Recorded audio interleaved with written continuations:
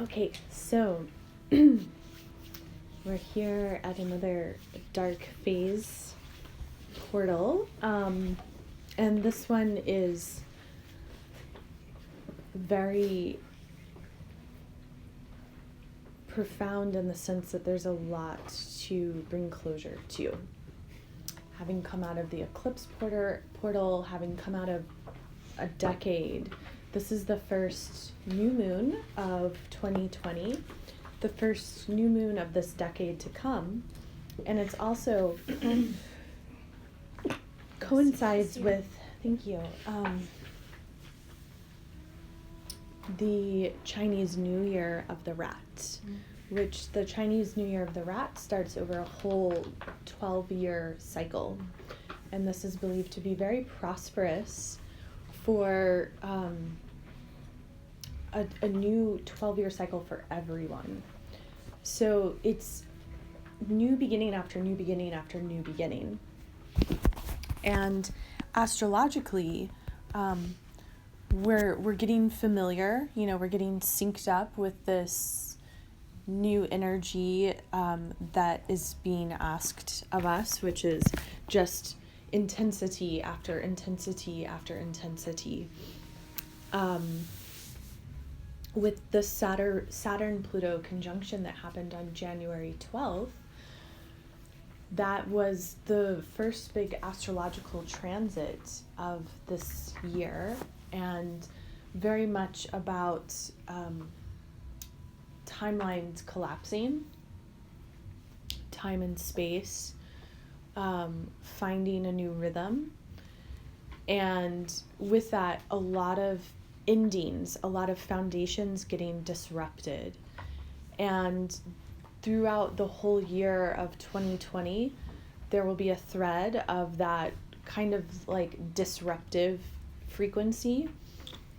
And so it is that energy that can create, if we don't have a daily practice, it can create anxiety, it can create turmoil. However, what is being asked of us right now is really to root in, to anchor to a daily practice, to anchor to some form of meditation. It's something I've been really stressing to people in different circles, particularly, when people come to yoga, because generally someone coming to yoga is somewhat open to meditating, maybe not fully, It's amazing how many yoga classes these days don't have any meditation in them. But really, when we do yoga, the whole point is to be able to sit and meditate. It's not how we can twist our bodies. It's really about coming to that stillness and that practice of meditation. And now the time and place that we're in, a practice of some kind is the salve. It is the elixir. It is the offering to circle back around each day, because so much changes in a day now. For most of us, a day starts to feel like, at the very least, a week. Like what was a week, back in 1990 or so, is now a day on planet Earth. For some of us, a day might feel like a decade, or maybe not quite a decade. I mean, I wrote that in my last newsletter. Like, I feel like I'd already lived a decade within a decade. And someone kind of like challenged me on that. They're like, really? And I'm like, yeah, really. And they thought that I was not, like, they knew that I meant it on different levels, but they were like, really, that's what you feel? And I'm like, yeah, really, that's been my experience. When I think back to, like, the very first day of the year, which was January 1st, I'm like, a lot has happened in those 22 days. A lot. And I think we're all kind of on that speed at this point. There was a time where we weren't all on that speed, where those of us who, I don't want to say are more like tuned in, because that feels kind of elitist, but people who have been doing different practices to be more aware of the subtleness of these things. We've been sensing this for some time, but now the bar has been such that everyone feels it all the time.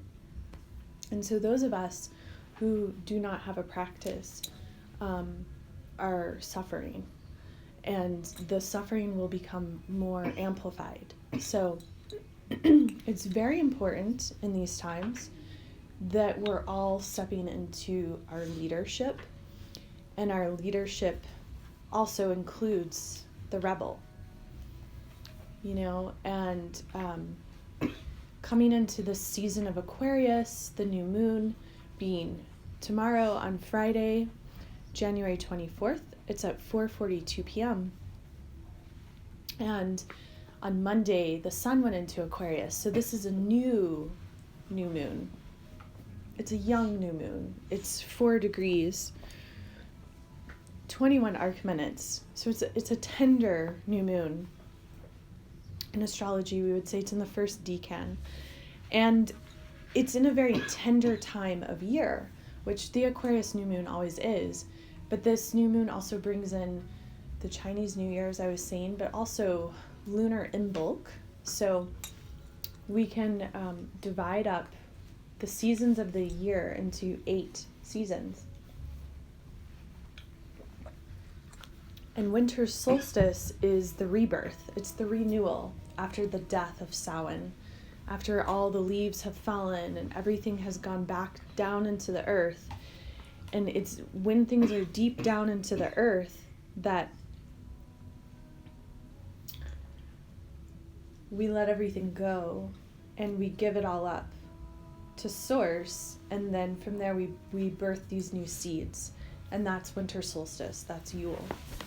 And so now we're entering this time of Imbolc, which is it's this cross-quarter gate between winter solstice and spring equinox, or Ostara, the what some people would say is the beginning of the wheel of the year, but I highly disagree and say that is winter solstice. But these equinoxes are when there's equal day and equal night. They're very, very special on the earth. There's a special resonance with that. So right now, we're still these seeds stirring under the earth, but there's an awakening. Winter solstice, it's like stillness, and now there's this awakening, and there's this fiery element that is like coming to the surface. And when we look at the Celtic wheel of the year, the goddess that is traditionally focused with this time of year is Brigid. Bridie. She has many different pronunciations for her name. The Isle of Brigatana, that is her. And she's this triple goddess, and she is so much about passion and creativity and this light that is coming back. And she's here in this space, the shares that were expressed around feeling creative or even feeling rage, that is all this fiery element that is stirring beneath the soil, that is alive for each one of us in the space as we're coming out of winter solstice and preparing to reawaken. We're not at a time where we're sprouting, leaves and blooms of flowers. It's much more subtle than that, but it's highly, highly, highly creative and very fierce too. It has to have a fierceness to it. And in ancient Celtic times, this was called the Festival of Earth Awakening. It's a very potent time to manifest, to create. Just Imbolc itself. I'm not even talking about the new moon yet. I'm like setting the stage for you as to how much creative power is available with this lunar cycle that comes in tomorrow morning or tomorrow afternoon. it's also a powerful time because it's these times of the year, once we go into Samhain, the portal from Samhain to Imbolc is so open to the bridge with the other world. Now, it's not that the other world is not always available. Yes, absolutely. However, there are portals throughout the year where it's more subtle and the subtlety is open. And it's like everything is just right there. You just have to be able to reach out and know that it's there and available. And so we're still in that portal where it's a beautiful time of year to be divining, to be scrying, to be doing dream interpretation, to be taking baths and journaling and like really deep in those solo activities of reflection, of being quiet, of being more still. This isn't the best time of year, to be like bopping around every single day of the week, like all out and about. Sometimes we have to, so if you find yourself doing that, that's okay. Like it's not that you can't be doing it. But the thing is what is being asked of us as humans is more of a return to these seasonal ways, because the seasonal ways help us connect to Mother Earth. And as we go deeper into this age of Aquarius, as we go deeper into these astrological cycles, and what is opening is a whole new renaissance that comes in officially at winter solstice of 2020. It is going to be phenomenally powerful. And these outer planets, starting with Jupiter and Saturn, will move into Aquarius. And so these outer planets that have been in earth signs for so many of our lives, for some of us, not everyone, but there's been a lot of earth energy in the outer planets for a long time, which has created a huge focus on resources, on material values. Like, what do I have? What do I need? What do you have? Like, what are your resources? And as cultures, as communities, as governments, it's been about, like, what do people need and have? Will you do me a favor? Will you get a glass of water? Thank you. No. And so there's going to be a shift from what do I have and what are my resources to this whole new mental realm.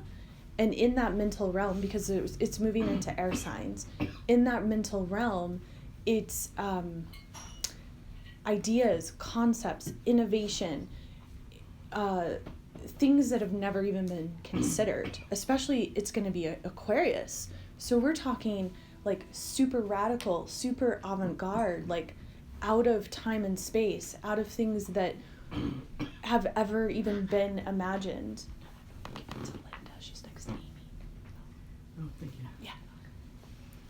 Yeah. So essentially, we are going into very much uncharted territory, and where we end up, we don't know.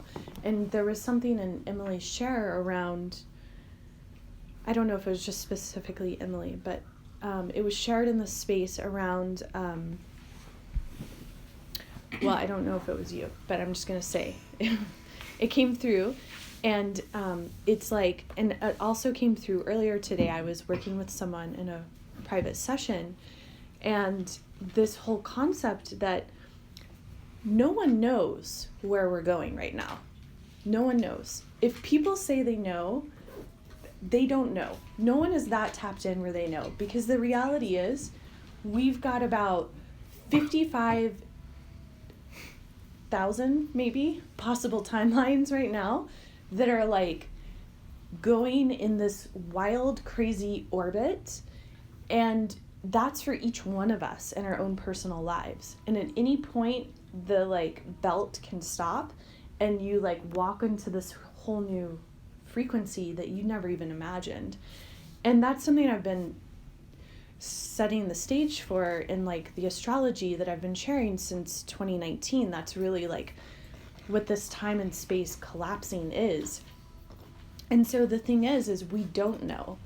And because we don't know, everything we do matters more than ever. Every single action you take. So when your, inner rebel is asking you to do something and you ignore her, then you've maybe just turned down 25,000 timelines, and now you've come into this other realm and these other ones open. And the reality is like we all have free will, and there's honestly no good nor bad as far as what you choose, because it is whatever your soul is ready for. And at the same time, it matters. It's all a paradox. Everything we're living in is like a great paradox. None of it matters. All of it matters. Every single thing you buy matters now more than ever, because we're coming to a time and place where it's like, do we want to keep supporting? Do we want to support Amazon? Do we really want Amazon taking over all business across the planet? Or do we want to be able to travel to different local communities and meet local artisans and buy locally made crafts? So, but then it's also like, we live busy lives, and you got to buy what you got to buy, and sometimes that means you got to go order your thing on Amazon, and that doesn't mean like you're a horrible person. So it's everything is like this great oxymoron, and it always has been, but it hasn't been so apparent, the weight of it and how much it actually matters. So yeah, we're in a very crucial time right now on the planet, as we all feel. Everyone feels it, everyone knows it. And the thing is we're getting more subtle than we've ever been before. So Yogi Bhajan talks about this within Kundalini Yoga, and it's called the self-sensory system. And as we go deeper into the age of Aquarius, there is no hiding anything anymore. It's like, there are people out there who might be really good liars, and for 3 decades they got away with it.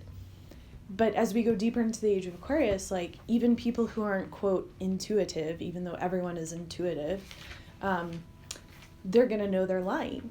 Because it's like, you can't hide anything in the Aquarian age. Who you are shows up. And especially as everyone becomes more tuned in to their inherent human capabilities of being intuitive, of having extrasensory, abilities, whether it is through sight, whether it is through sound, whether it is through touch, or whatever it is, because it varies person to person. But as those get activated more and more, you just see it, it, you carry it, you can't hide it. And that is part of why everything feels so pressurized and intense, because we're getting wrung out right now. We're getting wrung out so that we're ready to go into hyperspace on a certain level. It's a really big shift. And so we can utilize our connection to the earth. We can utilize our connection to our daily practice as a form to stay grounded, to check in with ourselves and with our bodies, because everyone's free falling. What was once solid and certain and that we could count on is going to become less and less solid and certain. Stacia talking about witnessing these different cuts at her work, and how it's actually starting to have impact and affect the environment. Yes, people are going to see that more and more in all the different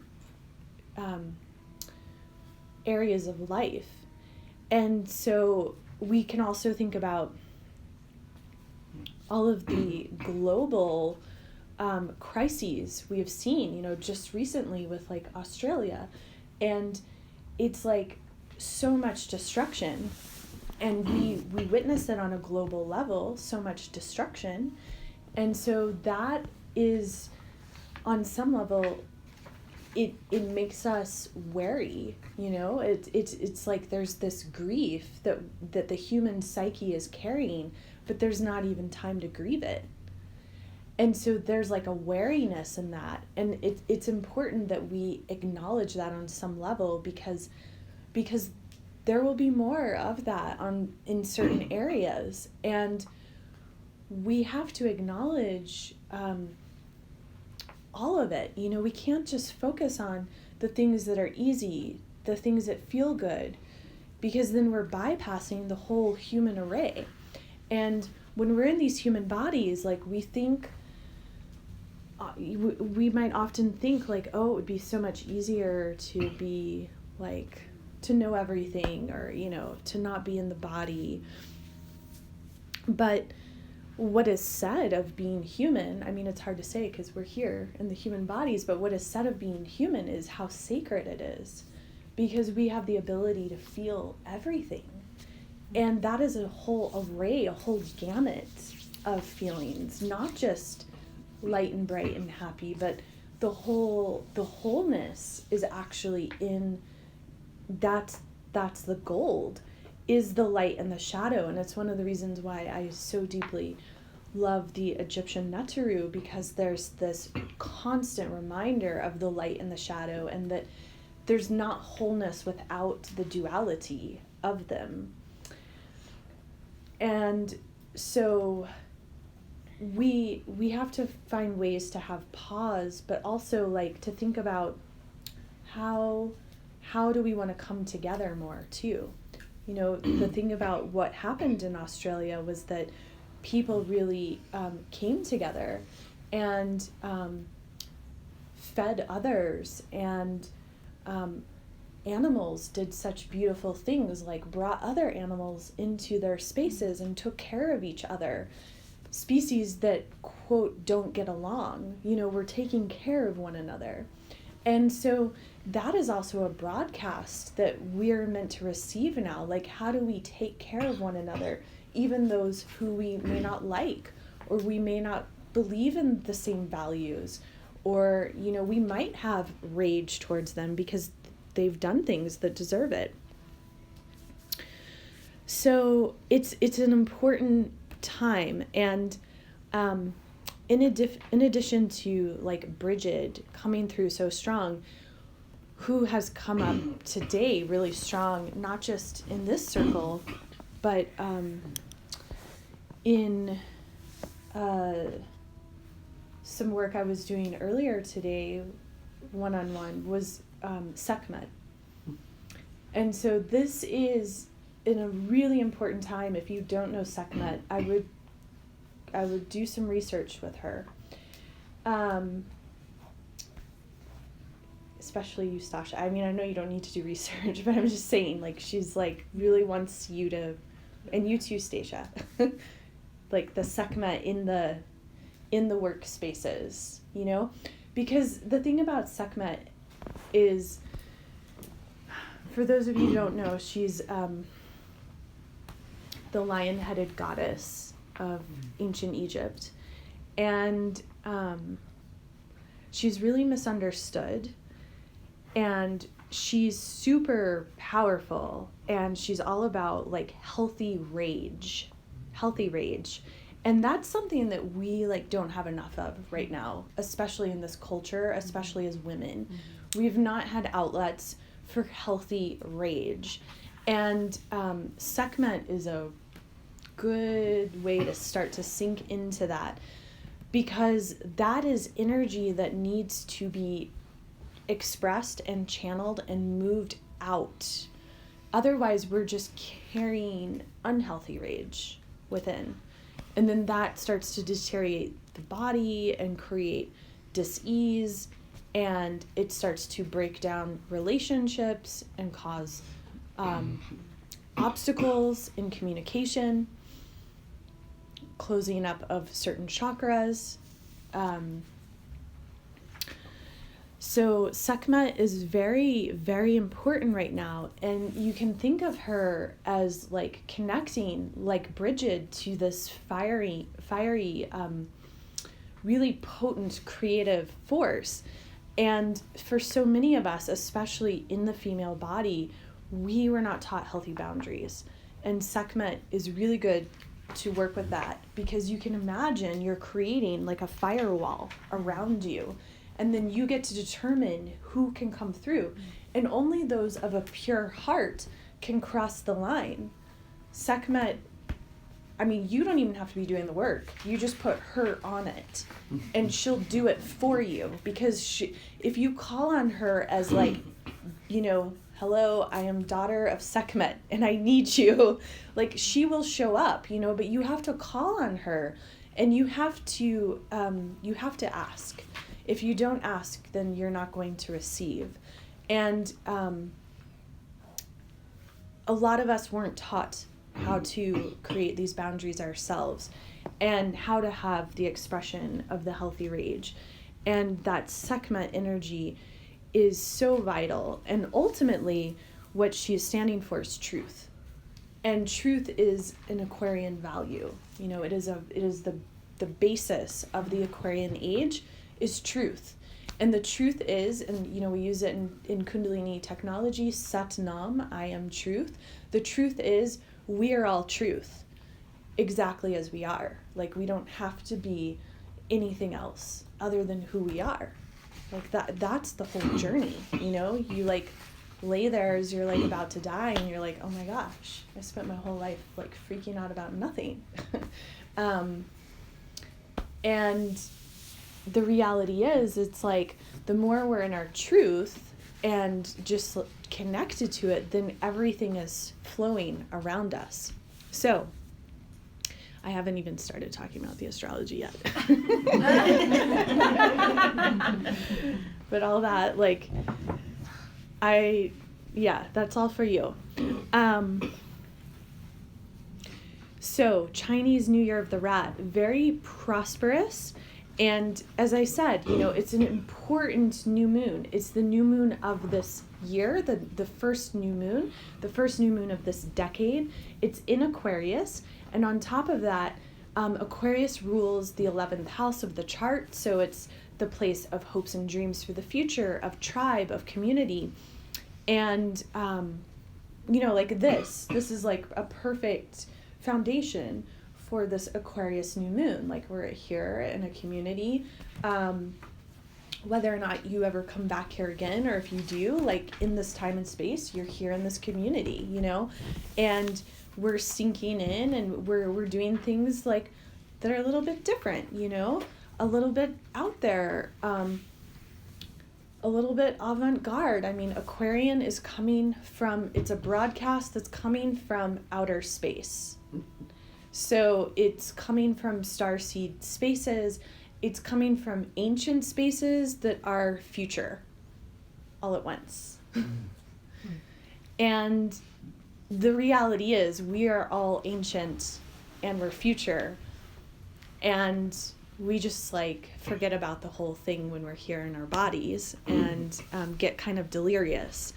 And so this new moon is like a really beautiful time to connect in with all of this. And the chart, when we cast the new moon chart, the moon rules the chart, because it's when I cast it for Asheville, it's rising here in Cancer. And I think for all of us here in Asheville particularly, because I could cast the chart in different places, but for those, I assume we're all going to be here in Asheville tomorrow when the moon is new. Maybe you have travels, but it's exact, as I said, at 4:42 p.m. And the path of fortune is conjunct the rising, which is really awesome, because there's like this ability for like some sort of auspiciousness to come through. And there's also an ability to strengthen relationships, that which you're in relation to, a relay between two ships. the new moon is conjunct Mercury in Aquarius. And so this Aquarian energy, it's like, as I said, it's futuristic, it's humanitarian, it's interested in things that are out there, ahead of their time. There can also be an aloofness with it, though. Sometimes the Aquarian energy is a little too detached and not emotional enough. And so it's important we're thinking about all of that, because being human means you have emotions. And we're going deeper into an age where we're going to have more and more technology, more and more AI, more and more things that are virtual. And so all of that is great. They are tools, especially when we use them appropriately. However, we also want to stay human, and we want to keep what is human. And because humans are becoming in some ways more detached than ever before because of these technologies and not knowing how to use them properly yet. We will figure it out eventually, but it's up to those of us, which if you're in this space, we're all here as some form of a leader to help guide that movement of using these technologies in ways that are socially responsible, so that we're still tapped into our humanity, so that we're still expressing and being human. Coming out of this eclipse portal, there's still a lot of clearing, ancestral clearing, karmic clearing, a lot of integration as to what was received. So yeah, it's normal to one day feel a high, the next day feel a low, the next day feel a high, the next day feel a low. There's a lot we're integrating, there's more happening on the surface, and then there's even more happening below the surface. So it's important to be taking care of ourselves, having some sort of self-care practice, which isn't just bubble baths, baths are great. I don't take bubble baths. I take Dead Sea, or, sometimes Dead Sea salt, sometimes just Epsom salt. But point is, a bath routine is not the self-care salve. You need more than that. Drinking lots of water, eating foods that your system likes to digest, getting sleep, meditating, getting out in nature, staying connected to the earth, going to Mother Earth, giving her offerings. If you're not already in that sort of symbiosis with giving offerings to Mother Earth, this new moon would be a really good time to start it, because it is Aquarian, because it is futuristic, and it's square Uranus and Taurus. So there's an opportunity to bring in radical change. And one of the most radical things you could do right now on the planet is take pause and honor the mother. That would be a really beautiful birthday gift, is for you to give offerings on your birthday to Mother Earth, and for everyone to do that, because the earth wants to hear from us. She's waiting for you to make that connection. The energy is going to continue to move fast. There's a lot of innovation coming in, and this new moon is like a snapshot of what is coming down the road, quantum leaps in humanity, quantum leaps in your work, quantum leaps in your personal life, in your relationships, quantum leaps in the places you go and what you thought was possible, all of it, everything, really expanding. And so with this new moon, there's a renewal of visionary powers. And so with the sun and the moon conjunct Mercury, there's this ability to draw down ideas, because Mercury is how we communicate, and it's about ideas and concepts.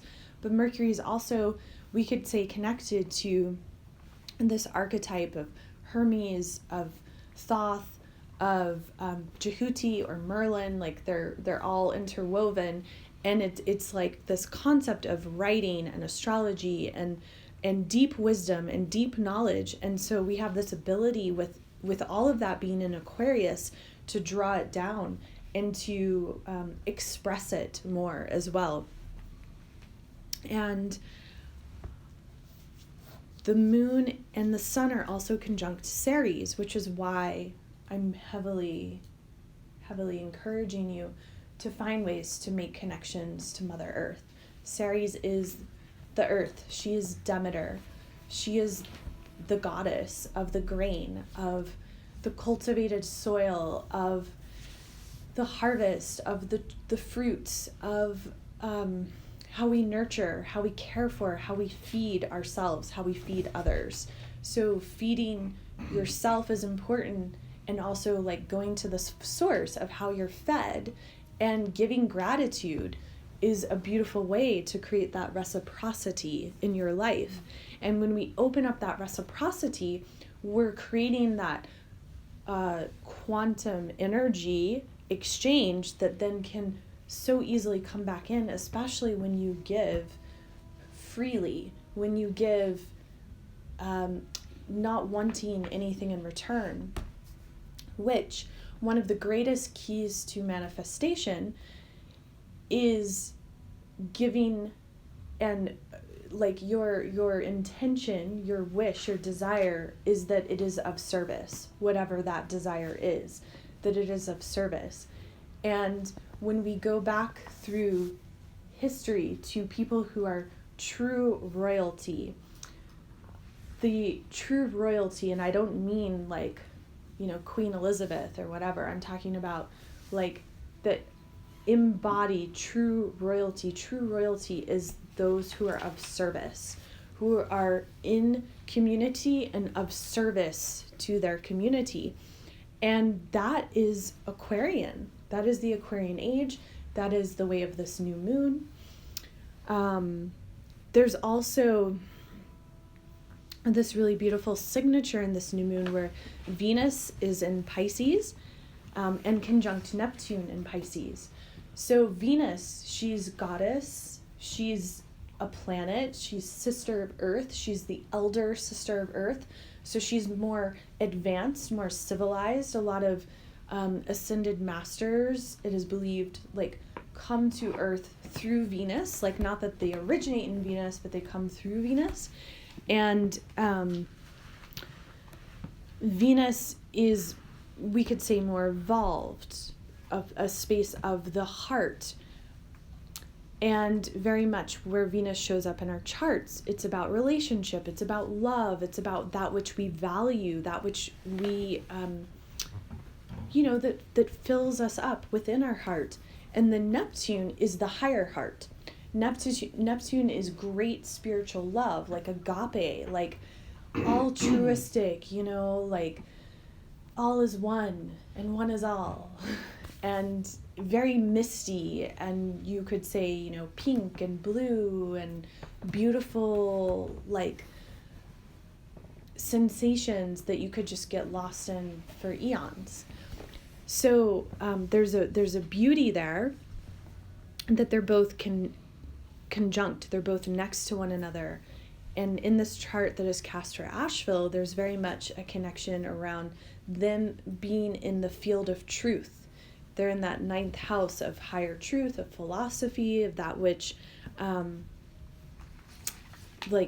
that rules over areas of divination or spirituality or religion or politics or long distance travel. And they're both sextile, like they have this flowing energy with Vesta, and she's this goddess of devotion. She's where we will just give and serve and give and serve and give and serve. The Vestal Virgins are, I think, in many ways connected to like this goddess Brigid, because all they do is serve the sacred flame. They tend the hearth, and they make sure the fire is continually lit. And in that service, it's also this deep connection with Kundalini energy. Kundalini sexuality, the purity of devotional energy, because devotional energy is something that just generates to generate. Pure Shakti, pure creativity, not doing it to be witnessed or recognized or remembered or whatever, doing it because of the act of creation, because of the devotion to the process of creation, not even the result. So when we connect into that devotion, we activate our connection to our hearts, the heart and the high heart. And the energy that Venus and Neptune make with Mars is also driving home how important and how necessary the daily practice is. So I think I've said that like 3 or 4 times. Did everyone get that memo? Daily practice. I've had a lot of like one work with people lately, and it's like, if you're not doing the daily practice, like it's like it's just like brushing teeth at this point. It doesn't even have to be, it doesn't have to be crazy long. It can be 3 minutes if that's all you can afford in your time, but it's really essential right now.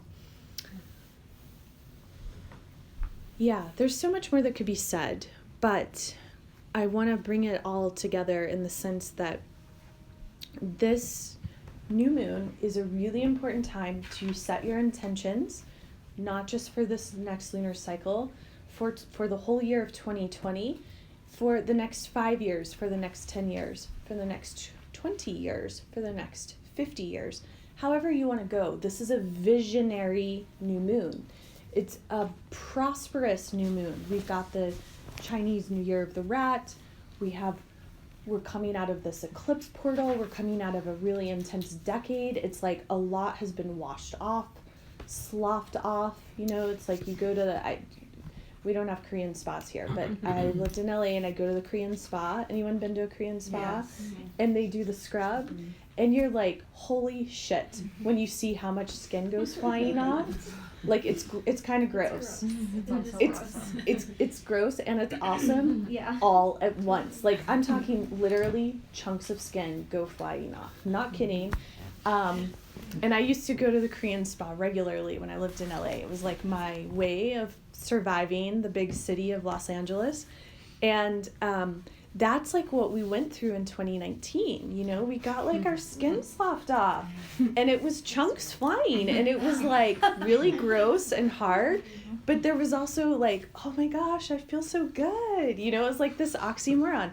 Well, there's more of that here now. So, like it's just, we just kind of buckle in for the ride. Like, we don't get caught up in the drama of it.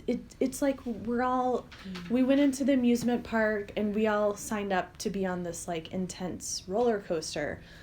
You signed up to be here, so like be here. Like your soul wants it. Otherwise you wouldn't be in your body right now. And it's like truly a privilege to be in these bodies right now. So, in addition to it being the Chinese New Year of the Rat, and we're going into the lunar gateway of Imbolc, which the calendar Imbolc is always on February 1st, and then we'll have solar Imbolc this year on February 4th. So we're like in this portal of like exceptional creativity stirring underneath the soil, and we also have all planets direct, and that is a rare thing. So we've got a lot of energy, momentum pushing forward. So this new moon, I can't emphasize enough like how important it is to use the energy of it wisely, while also tapping into your humanity, like looking at where you might be too isolated or separated, or you're being too heady, because staying in the heart is everything. Connection to Mother Earth is everything. And the greatest gift you can give to the earth right now is take some time, go out to the earth, go anywhere. You know, if you don't have a backyard, it's okay. Like, go down to the river. I go down to the river park all the time and I give offerings. And I do things and I'm like, you know, I used to care like what people are going to think, but now I'm like, I don't fucking care. And we live in Asheville, so no one cares what you're doing anyways. But like, drop the whole like, I'm afraid to be weird or whatever, because it's Aquarius season. Everyone's weird. Celebrate your weirdness. Everyone has Aquarius in their charts. Even if you don't have your sun, moon, rising, or Ceres or whatever there, everyone has the Aquarian energy. So like, bring out your inner freak and like go do something weird and go to Mother Earth and tell her your name and give her some offerings. You can give her chocolate. You can give her honey and milk. She loves honey and milk. You can give tobacco for the masculine frequency of the earth spirit. You can give anything you feel called to, because that's always the best thing, whatever your gut is telling you, but flowers are nice too. And like, give your offering and like share your hopes and dreams. Like, write down your new moon intentions and read them to the earth and say, I want to serve you. I want these intentions to serve you. And like, show me the way, show me what I need to be doing to help build this, whatever my intentions are. And my intentions are this or something better, this or something better, this or something better. And so you can also ask yourself when you're starting to form your intentions, like, what inspires me? What are my hopes and dreams for the future? What am I offering? Like, what am I offering to humanity while I'm here on this planet? Like, what am I offering to Mother Earth? And then when you're ready to write your intentions, you're going to write anywhere from 2 to 10 intentions. If you know your chart and you know which part of your chart the 4 degrees, 21 arc minutes Aquarius is, you can think about that area in specificity. But remember, these intentions are for not just this lunar cycle. They're for the next year. They're for the next decade. They're for the next 50 years. So we're talking about long-term hopes and dreams. And you can think of things like what would be inventive solutions, futuristic, revelations, social groups. And here are some Aquarian words. So innovative ideas, brilliance, eccentricity, new trends, unconventional approaches, vision, following your heart's pulse, interest in others, humanitarian outcomes that serve the greater good, tools of divination, manifesting dreams, forthrightness, giving and receiving love, and service. And when you write your new moon intentions, you're going to also, before each one, you can, if you would like, I heavily recommend using this language. I am easily and effortlessly finding myself, whatever it is. And then at the end of all of your intentions, you can say this or something better.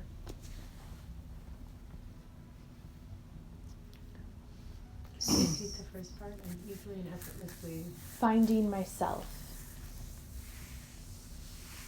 And it's good to write at least 2.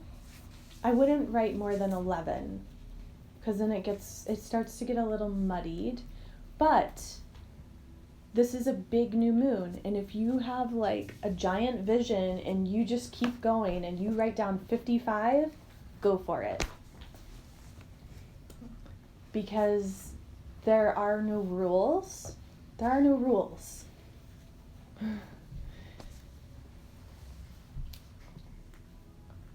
Any questions with any of that?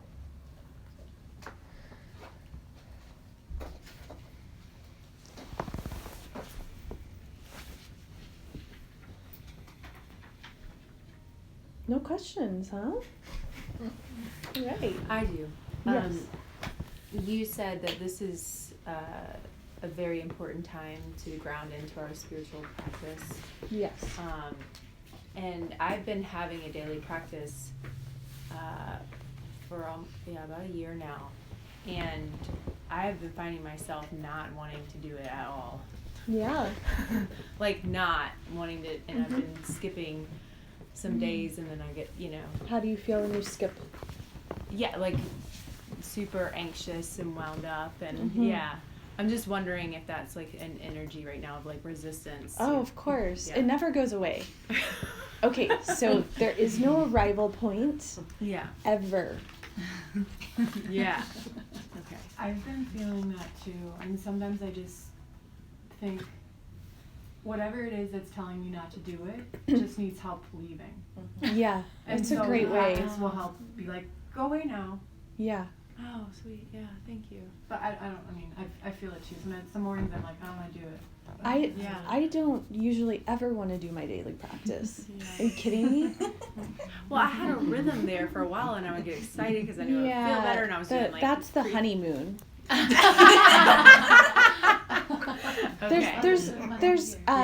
There's currents, and like, and we have a whole language for it in Kundalini Yoga too. It's like, yeah, there's different points where like you get to the bliss stage and like everything's amazing and you're like, oh my gosh, and then comes the darkness.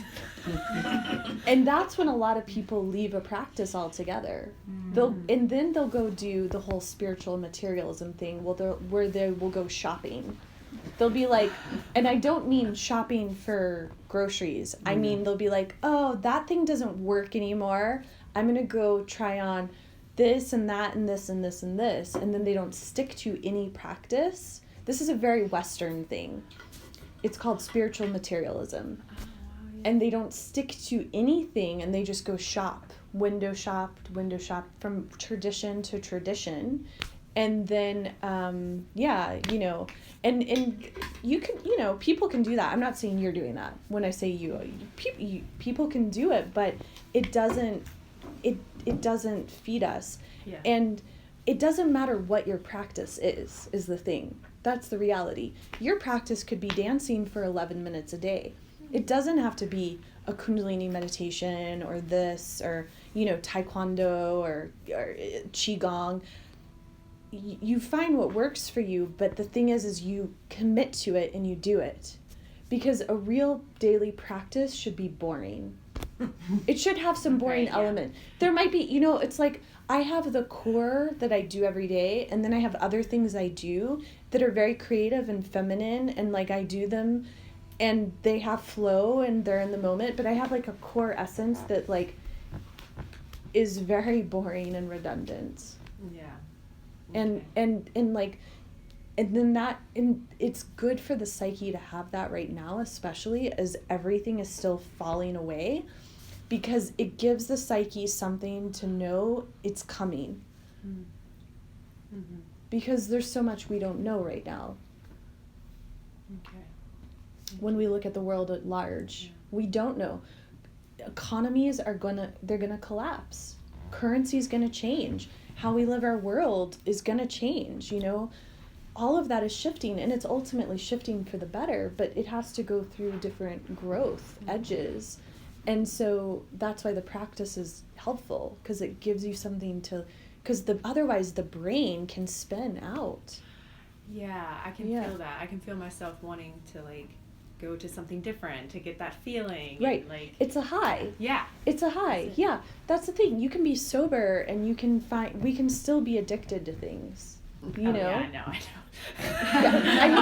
I lived in LA. Like, people are super addicted to green juice out there, and it's like, in the little thing, the thing, it doesn't matter, like, you can be, I mean, some of you've lived in LA, so you understand, right? Anyone? No one knows? No one in here's lived in LA? I have a sister there. So. Oh, well, but I think it's still different. Yeah. Sorry. Still addicted to green juices. Yes. Yeah, but Los Angeles, I mean, because you're talking about Hollywood. Mm-hmm. And everyone's an artist, and everyone wants to be discovered, and it's like very intense. Yeah. Yeah, so practice is really important. And the same one every day. The core, like the core. It's good to find a core. Okay. Yeah, I mean, again, like I said, there are no rules. So I guess like breathing. So it'd be like a breathing thing. Breathing is good. Or walking. No, I mean like an exercise. Yeah, Like a walking. I was talking about this in class the other day on Wednesday when I was pregnant. I walked 5 miles a day, and I did this walking meditation where you swing the arms, and then you it's like kirtan kriya, but you just hit the thumb to the index finger and you chant sa, then ta to the middle, na to the ring, ma to the pinky, and you swing the arms as you walk. You don't even have to chant out loud. It can just be inside. You can be walking with a friend and swinging your arms, and that balances the left and right hemispheres of the brain. That could be your daily practice. You could, the dancing for 11 minutes a day, super good for women, especially if you get a sweat in. Because we're meant to sweat every day, particularly women. We need it for our glandular health. And so 11 minutes of sweating a day is awesome. And you don't, like let's say the dance thing was your practice. It doesn't mean you're like bopping around every day for 11 minutes. One day you could feel super moody and depressed, and like you could put on like real kind of like emo like music and like dance it. Dance that emotion out so that it can breathe, and then it can move through you and it doesn't stay trapped in your vessel, your physical body.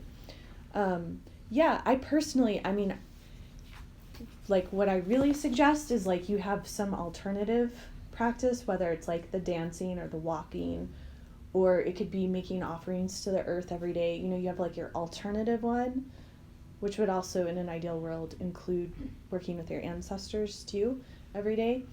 And then you have a meditation that you do every day too. That's like the ideal, because our minds really need meditation right now. There's too much moving fast that when things get faster, you have to get slower on some level. That's what's being asked of us. The people who know how to get slower, we're going to be the ones who are helping the masses who are freaking out and let me tell you, like for each one of us here, you're representing 100, 200, 300 people at least who need your help, that you probably don't even realize it right now. So that's why you have to commit to the work, because you're doing it for them. You're doing it for you too, but we are responsible for one another right now. That's the humanitarian way. All right, so the meditation that I thought we were going to do, we're not going to do because time and, actually, the one we're going to do is actually what I was most drawn to do all along, and that's just how it works. So we're going to chant, and we're going to be at the heart center. And the other thing I didn't say was that this is a, when we add up the numerology, this is a 4-year, so it's neutral mind. Another reason why meditation is so good, because when you meditate, you tap into the neutral mind. And another way into the neutral mind is through the portal of the heart. So we're just going to be super simple tonight, and I'm not even going to be like super formal and have us tune in, because we're just going to be chanting, and so we can technically break the rules. And since it is an Aquarian, we're on the cusp of the Aquarian New Moon, it's all about breaking the rules. So we're going to be chanting, and if you don't know this mantra, it's Guru Ram Das. If you don't know it, you'll learn it through the words. And you can also hum or mouth what you think it is. Like, it doesn't have to be, you learn by doing, essentially, is what I want to say. If I can find it, when I find it. So you're going to put your left hand on your heart and then your right hand on top of your left. And I'm going to invite you to close your eyes and just take some long, deep breaths and begin to come back to your vision that you saw in the flames at the beginning of our gathering, and that vision that you invited into the portal of your heart. And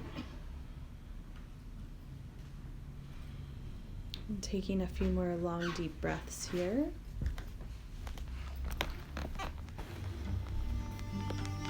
And you're going to begin to chant from your navel center and also from your heart center.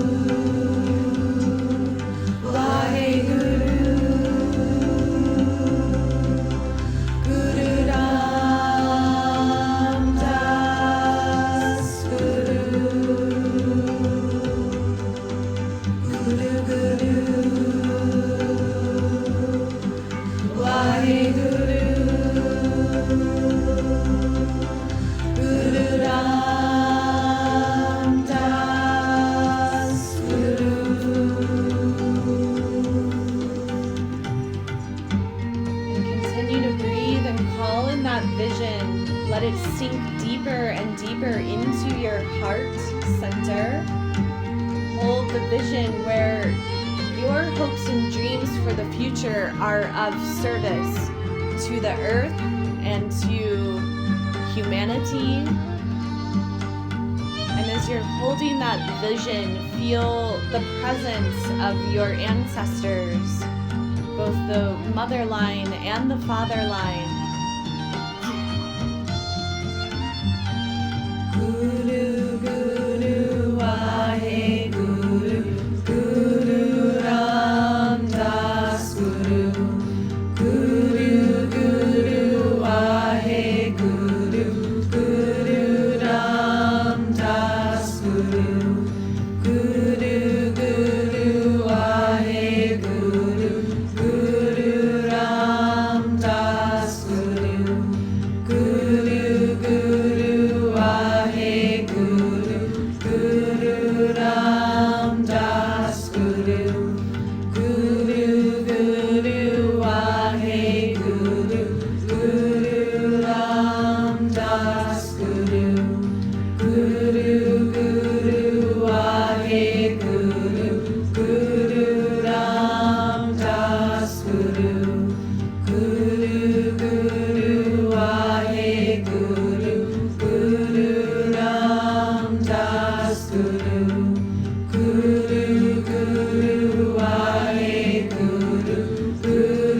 Ram Das Guru, Guru, Guru,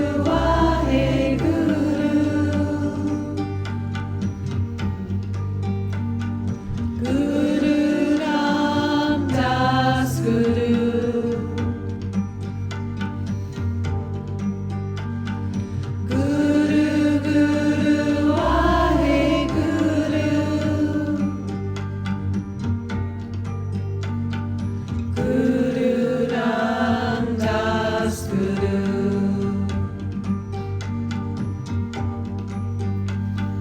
Guru, Guru, Wahe Guru,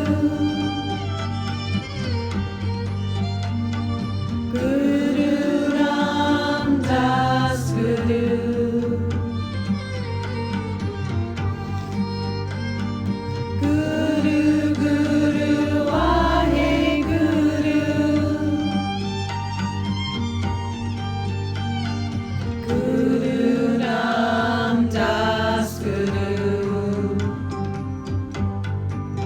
Guru, Guru, Wahe Guru, Guru Ram Das Guru, Guru, Guru, Wahe Guru, Guru Ram Das Guru, Guru, Guru, Wahe Guru, Guru Ram Das Guru, Guru, Guru, Wahe Guru, Guru Ram Das Guru,